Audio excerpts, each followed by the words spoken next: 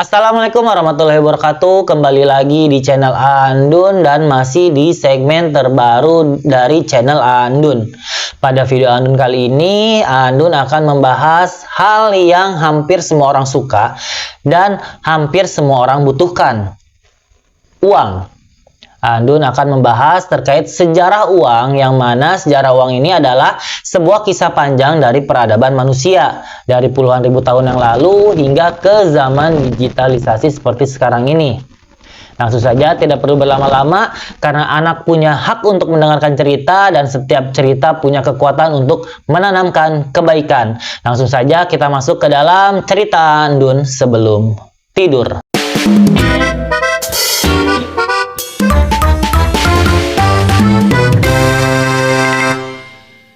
Bayangkan teman-teman saat ini sedang berjalan melintasi lorong waktu.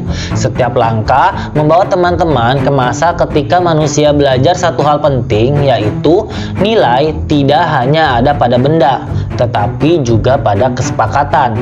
Dan kesepakatan itulah yang kelak kita sebut sebagai uang.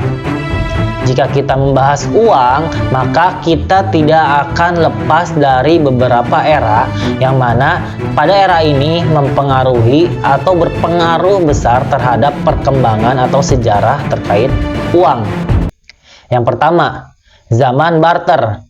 Ini kurang lebih di tahun 10.000 hingga di tahun 3000 sebelum Masehi. Di masa awal peradaban, uang belum lahir. Manusia itu hidup dalam kelompok kecil dan saling memenuhi kebutuhan lewat barter. Nah, barter itu artinya adalah tukar-menukar barang dengan barang. Jadi misalkan seperti ini. Petani menukar gandum dengan misalkan daging dari pemburu, atau misalkan pengembala menukar susu dengan alat-alat batuan gitu misalkan.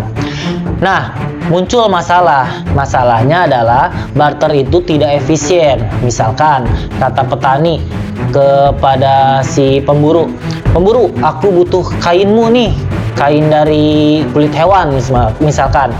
Lalu kata si pemburu, tapi aku tidak butuh gandummu. Nah, di barter itu ada namanya double coincidence of wants. Jadi ada dua keinginan yang harus cocok gitu. Nah, hal inilah yang sering tidak terjadi. Jadi sering tidak terjadi kesepakatan gitu di antara dua hal yang dibutuhkan. Nah, kekacauan ini akhirnya memaksa manusia itu mencari alat tukar yang lebih praktis. Yang kedua, masuk di kurang lebih tahun 3000 sebelum Masehi. Ini adalah era zaman uang komoditas, di mana saat ini ketika benda sudah mulai menjadi alat tukar, maka peradaban besar seperti Mesopotamia, Cina, Mesir, dan India akhirnya mulai memakai benda-benda yang dianggap bernilai secara universal sebagai alat tukar, seperti misalkan gandum, garam, teh. Lalu di Afrika dan Asia juga ada namanya kerang kauri, lalu ada logam sederhana. Nah, di sini ada salah satu catatan sejarah tertua, itu adalah dari Sumeria. Ini sekitar di tahun 3000 sebelum Masehi, di mana mereka ini mencatat hutang menggunakan tablet tanah liat. Benda komoditas ini menjadi awal lahirnya uang. Jadi di masa catatan itu masyarakat saat itu tuh mencatat hutang-hutang mereka nih menggunakan tablet dari tanah liat. Akhirnya benda komoditas ini menjadi awal lahirnya uang. Tokoh penting di fase ini adalah pedagang-pedagang pada peradaban awal yang menciptakan standar nilai dalam komunitasnya. Lalu ketiga, masuk ke era uang logam pertama. Ini kurang lebih terjadi pada tahun 600 sebelum Masehi. Tonggak besar terjadinya uang logam pertama ini ada di kerajaan Lydia atau di Asia Kecil yang sekarang disebut Turki. Ini terjadi pada masa Raja Alyattes dan kemudian putranya Raja Croesus.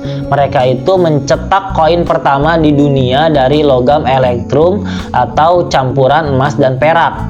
Nah, ciri khasnya itu adalah dicetak dengan simbol kerajaan, lalu beratnya juga standar dan memiliki nilai yang tetap. Muncul pertanyaan dari para pengamat, mengapa harus di Lydia? Karena ternyata kerajaan ini adalah pusat perdagangan antara timur dan barat. Koin ini akhirnya menyebar cepat dan menginspirasi beberapa wilayah sehingga muncul di beberapa daerah itu seperti ada koin Yunani, terus ada koin Persia di bawah Darius I, lalu juga ada koin Romawi atau denarius gitu. Nah, dengan uang logam akhirnya perdagangan itu menjadi revolusi besar. Kekuatan ekonomi mulai menentukan kekuatan politik. Keempat, masuk ke era Tiongkok dan lahirnya uang kertas. Ini terjadi kurang lebih pada tahun 618 hingga 1279 Masehi. Sementara bangsa lain itu sibuk dengan logam, Cina atau Tiongkok itu melakukan lompatan besar. Pada masa dinasti Tang tahun 618 hingga 907 Masehi, pedagang itu kesulitan nih membawa uang logam yang berat. Para pedagang akhirnya memakai jiaozi atau bukti kwitansi dari emas atau logam yang disimpan.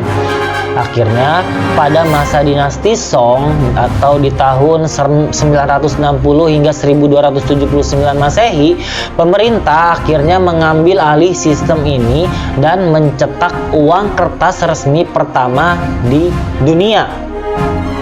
Tiongkok itu dapat menjadi pionir uang modern karena memang saat itu teknologi kertas itu di sana sangat maju. Lalu administrasi pemerintahannya itu sangatlah kuat dan juga perdagangan internalnya itu sangatlah besar. Nah, tokoh penting dari revolusi uang kertas ini adalah yaitu tokoh-tokoh Song seperti Wang Ansi, lalu ada reformis ekonomi yang mana reformis ekonomi ini mengatur sistem moneter. Nah, selanjutnya kelima, kita melompat ke Eropa, terutama ke Italia. Di sini terjadi era perbankan awal Eropa, kurang lebih di tahun 1400 hingga 1700 Masehi. Di sini juga disebut sebagai era bangkitnya bank dan kredit. Di Italia ini muncul keluarga-keluarga bankir besar. Dua yang paling terkenal adalah Giovanni di Medici tahun 1360 hingga 1429, yang mana dia ini adalah merupakan pendiri dari Bank Medici, salah satu lembaga finansial paling berpengaruh di dunia. Dan satu lagi ada juga namanya Knight Templar. Ini merupakan order ksatria yang selain militer itu memiliki sistem penyimpanan emas dan cek perjalanan bagi peziarah ke Yerusalem. Nah, pada abad ke-17 ini negara-negara mulai membentuk bank sentral.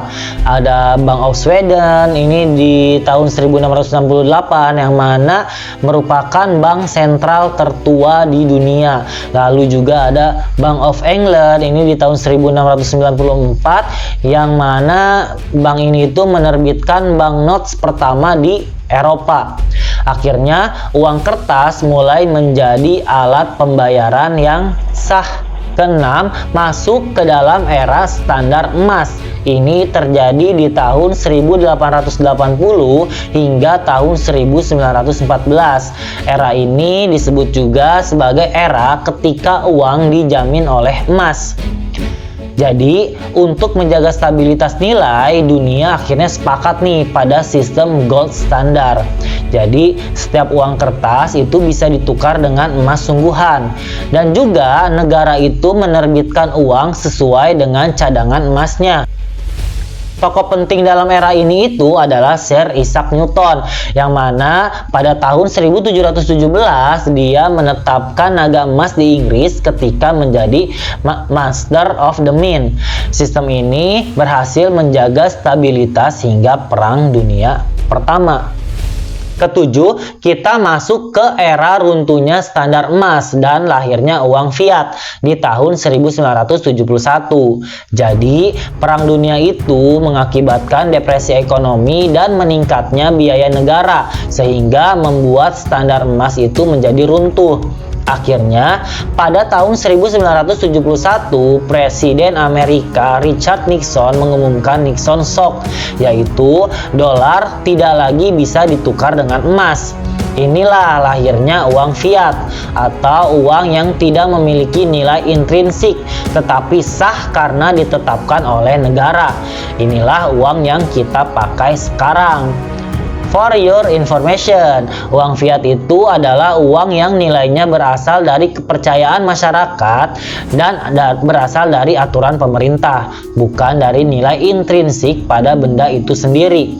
Jadi, dengan kata lain, uang fiat adalah uang yang sah karena diperintahkan atau fiat oleh pemerintah ya. Diperintahkan oleh pemerintah bukan karena ada emas atau perak yang menjaminnya. Terakhir, kedelapan, kita masuk ke era uang digital dan revolusi fintech. Ini terjadi di tahun 2000 hingga ke sekarang. Jadi, pada abad ke-21 itu membawa transformasi besar. Kartu debit dan kredit itu mempercepat transaksi keuangan, lalu juga muncul mobile banking dan e-wallet seperti Dana, GoPay, OVO, ShopeePay. Ini juga lebih mempermudah transaksi gitu. Lalu juga yang terbaru itu muncul cryptocurrency di tahun 2009 yang diperkenalkan oleh sosok misterius Satoshi Nakamoto lewat Bitcoin-nya. Nah, konsepnya itu terdesentralisasi, terus juga tidak dikontrol oleh negara dan menggunakan blockchain. Nah, ini menantang konsep uang tradisional. Gitu, teman-teman. Nah, itulah beberapa era terkait sejarah uang. Jadi ada 8 era ya. Dari tadi era tukar menukar atau barter hingga muncul uang logam, muncul uang fiat gitu. Terus juga tadi sebelumnya sempat ada era emas seperti itu ya, hingga terakhir masuk ke uang digital atau revolusi fintech tadi gitu. Nah, pelajaran penting dari sejarah uang apa nih? Jadi pelajaran pentingnya dari sejarah uang tadi itu adalah yang pertama, nilai itu bukan pada benda, tetapi pada kesepakatan. Uang kerang, uang logam, hingga uang digital itu semuanya bekerja karena manusia sepakat itu bernilai. Lalu yang kedua, teknologi itu selalu mengubah cara kita untuk bertransaksi. Dari kertas, mesin ATM, hingga blockchain. Uang berkembang mengikuti kebutuhan zaman. Nah, yang ketiga, kepercayaan itu adalah inti dari ekonomi. Ketika kepercayaan runtuh, sistem keuangan pun itu akan ikut runtuh. Itulah pelajaran dari krisis moneter dan depresi ekonomi. Dan yang keempat, inovasi itu muncul saat manusia menghadapi masalah. Misalkan seperti tadi, barter tidak efisien, muncul uang logam. Uang logam itu berat, akhirnya muncul uang kertas. Uang kertas dirasa memiliki transaksi yang lambat, akhirnya muncullah uang digital. Seperti itu. Dan yang terakhir, yang kelima, uang itu hanyalah alat, bukan sebagai tujuan. Sejarah menunjukkan nih, negara itu bisa bangkit atau runtuh karena cara mereka mengelola uang. Seperti itu teman-teman. Semoga ini bisa memberikan pelajaran lah untuk kita semua dan memberikan hasanah pengetahuan untuk teman-teman semua. Seperti itu.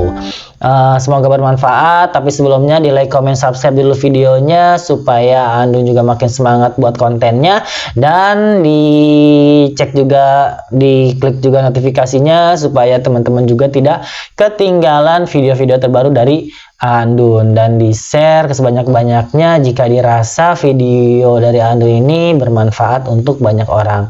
Itu aja teman-teman. Sampai terima kasih sudah menyimak. Sampai bertemu kembali di video-video Andun selanjutnya. Bye bye. Bismika Allah ma'aya wa bismika amin amin.